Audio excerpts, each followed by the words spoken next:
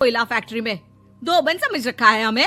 हाय रे कल्लू की अम्मा, माफ कर दो। वो तो मोहल्ले में यही सब बता रहे थे कि तुमने बहू को कपड़ा धुलवाने के काम में लगा दिया है। सास को पड़ोसन की बात सुनकर गुस्सा आ जाता है। वो घर पहुंचती है जहां घर के बाहर ही इतने सारे कपड़े सूख रहे होते हैं जितने कि किसी धोबन के घर पर। अरे ओ कल्लू की दुल्हन, बाहर निकल। माँ जी यहीं आ जाओ, बाथरूम में चादर धो रहे हैं हम। अरे अभी हम धोते हैं, तुमको बाहर निकलो। ये आस पड़ोस वाले बोल रहे हैं कि हम बहू से कपड़े धुलवा कर उसे कपड़ा धोने वाली बना दिए हैं। अरे छोड़ो ना माँ जी, किन लोगों की बातों में आती हो। आस पास के लोगों का तो काम ही होता है कि वो किसी तरह सास बहू को लड़ा दे। बहू सारे घर के कपड़े धोती है, ये क्या कम है? बोलिए।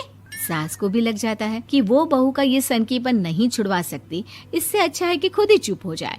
एक रोज सास और बहू मंदिर जाते हैं, जहाँ सास की साड़ी वहाँ खड़ी भीख मांगने वाली से मिलती है। माँ जी क्या बात है, आपकी साड़ी उस भिखारन से कितनी मिल रही है ना? हाँ देखो तो दोनों की साड़ी मिल रही है। क्या बात है कल्लू की अम्मा, तुम खुद को तो अफसर की बीवी बताती हो और ऐसी सिंपल सी प्लेन साड़ी पहनकर घूमती हो। सिंपल और प्लेन नहीं है ये साड़ी। तो क्या सोने के धागे से फूल बने हैं? कुछ भी सासू माँ, कुछ भी। हाँ बने थे इस साड़ी में सोने के धागे से फूल। मेरे पति लेकर आए थे मद्रास से स्पेशली मेरे लिए 10,000 की। ताहे भाई साहब इस भिखारन के लिए भी सेम टू सेम साड़ी लेकर आए होंगे 10,000 की।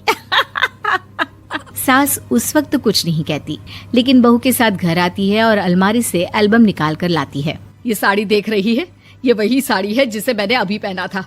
इस साड़ी में ये जो चमकदार फूल दिख रहे हैं ना, ये सोने के धागों से काढ़े गए हैं। लेकिन तू लोकल वॉशिंग मशीन ब्रश से घिस घिस कर सारे फूलों को निकाल कर साड़ी प्लेन कर दी। मुझे माफ कर दीजिए सासू माँ। और तो और, जब मैंने तुझे तेरी गलती के लिए कुछ नहीं कहा, लेकिन तूने तो सबके सामने मेरा मजाक ही बना दिया। क्यों? बहू को समझ में आ जाता है कि अब से उसका कपड़े धोना बंद।